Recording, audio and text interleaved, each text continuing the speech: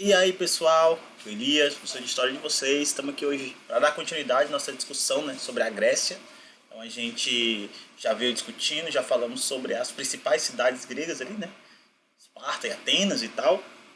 E aí hoje, eita.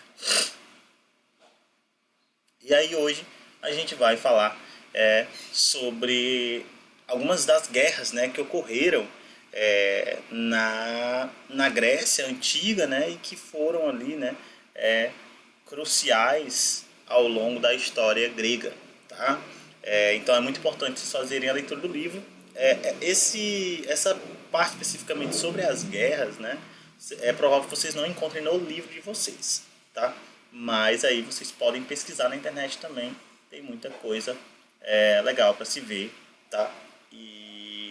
E não é difícil de encontrar. Então vamos lá para nossa aula para a gente poder dar início. Então veja só, pessoal. Uma das guerras de maior importância, né, na história da Grécia Antiga são as chamadas guerras médicas, ou guerra também chamada de greco-persa. Né? Primeiro porque esse nome, né? Muita gente gosta de fazer brincadeira dizendo que é guerra de médicos, né? E na verdade não é. A ideia, né, guerras médicas, está ligada à forma como os gregos chamavam os persas, né?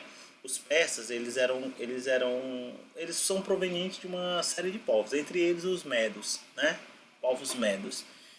E os gregos não faziam distinção entre os povos, né? E aí, para ele, todo mundo era medo, né? E aí daí a ideia de guerras médicas, né? Que é a forma como vem apresentado lá pelo Heródoto, né? Que foi considerado pai da história, né? O primeiro historiador que registrou lá as guerras, né? Entre a Grécia e o Império Persa, tá? Isso se deu lá no século V, né, antes de Cristo, em decorrência de uma série de fatores. O Império Persa, tá? O Império Persa ele vinha da região ali do Oriente, né?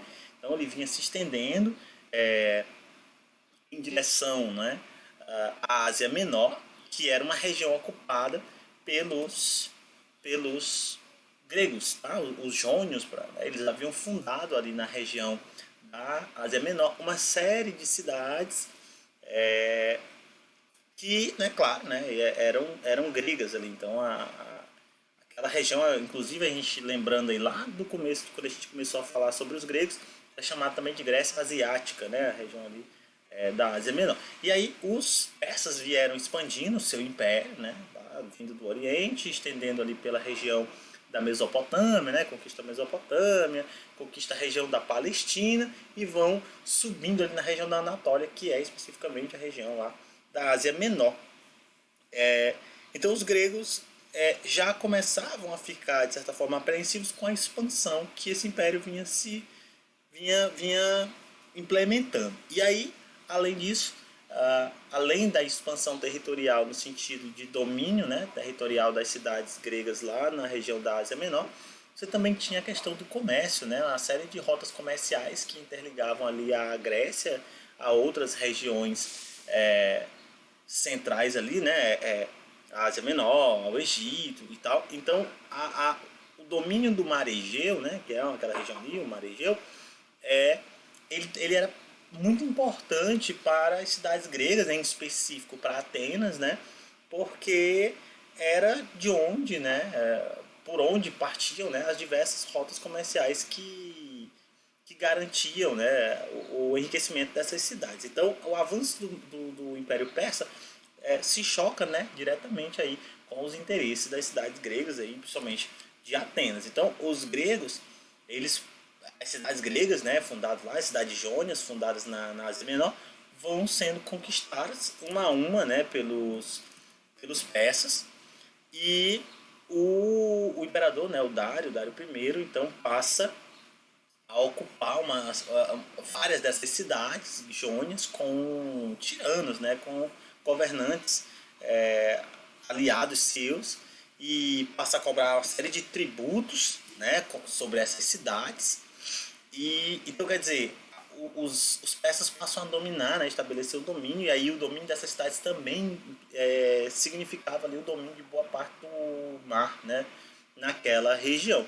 Então isso, né, vai afetar, vai atingir, né, indiretamente essas cidades gregas.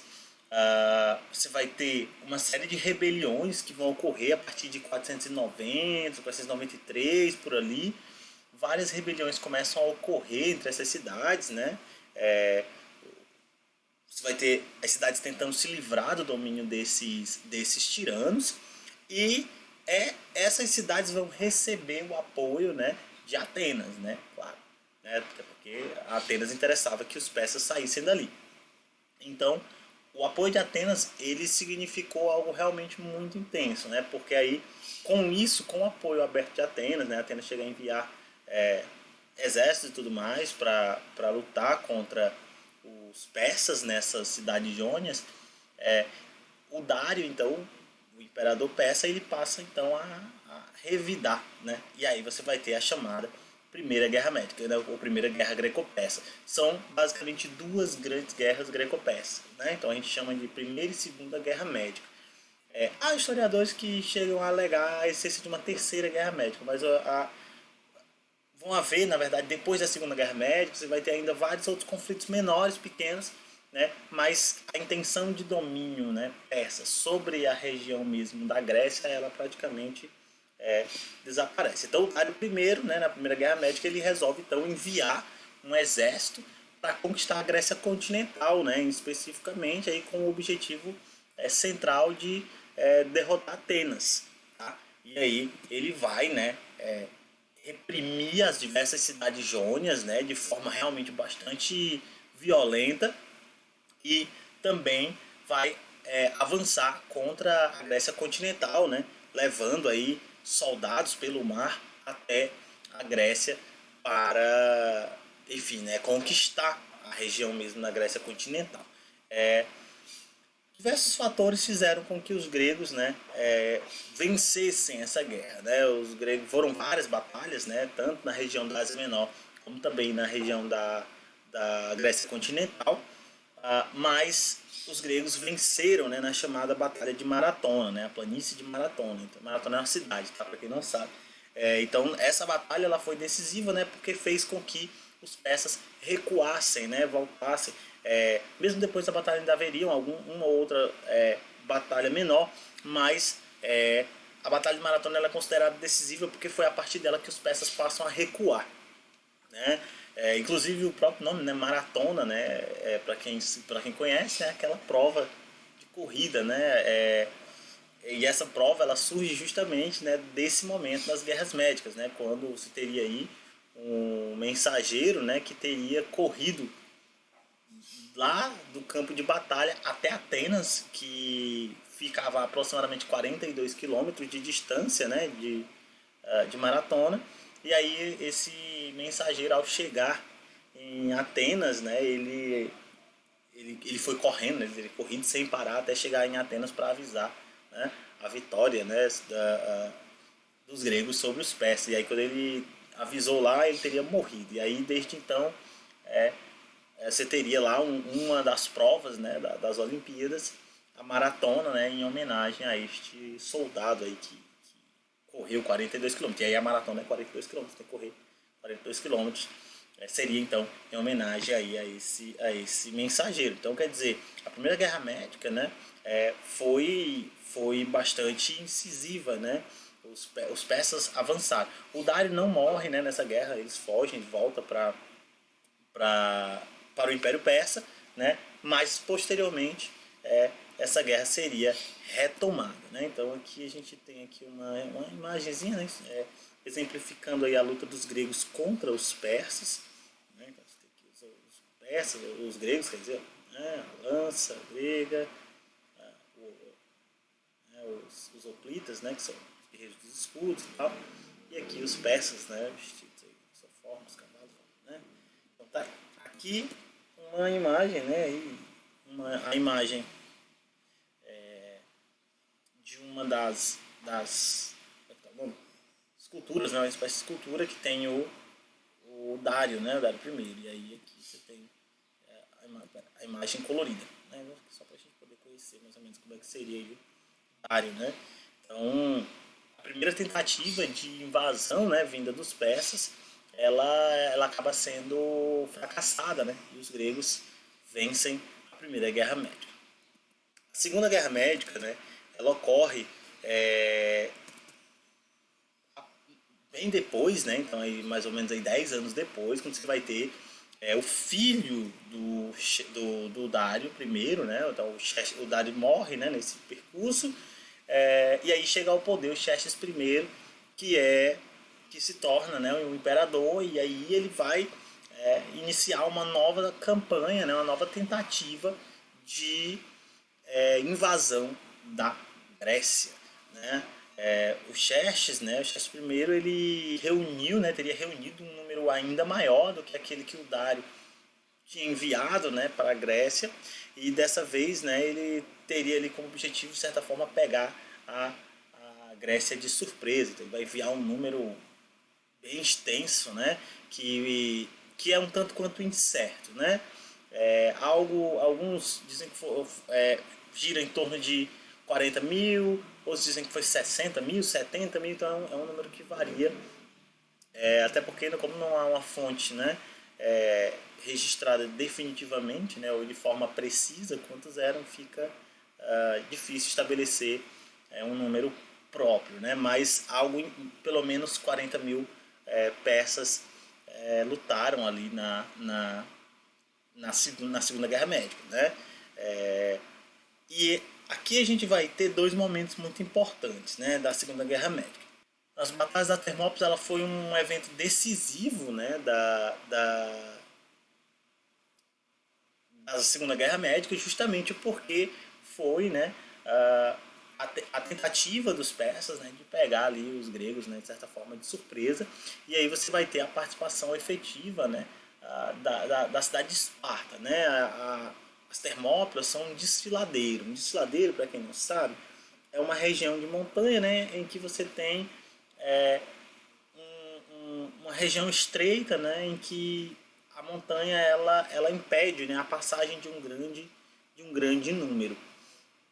Então, quando os persas chegaram naquela região, né, e aí os gregos não tiveram muito tempo para poder se preparar para a luta, você vai ter uma pequena guarnição que vai, né, liderada pelos guerreiros de Esparta, mas composto com membros de outras cidades também. Então você vai ter ali um número bem inferior, né, algo em torno de 300 espartanos, mais 1.000 ou 2.000 em conjunto com as demais cidades. Então um número bem inferior, né, em relação aos demais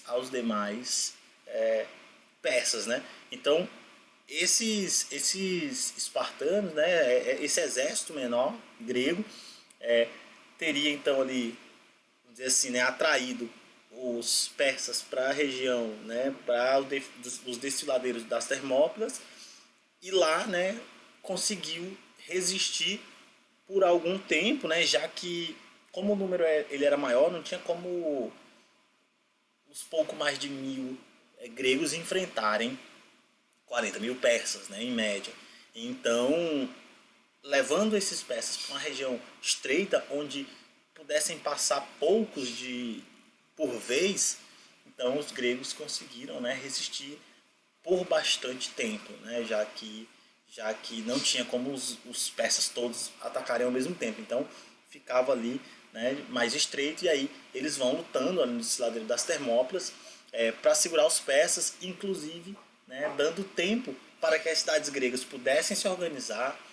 Atenas, né, chega a ser evacuada, né, as pessoas saem de Atenas, né, justamente para se reorganizar e aí então lutar contra os persas.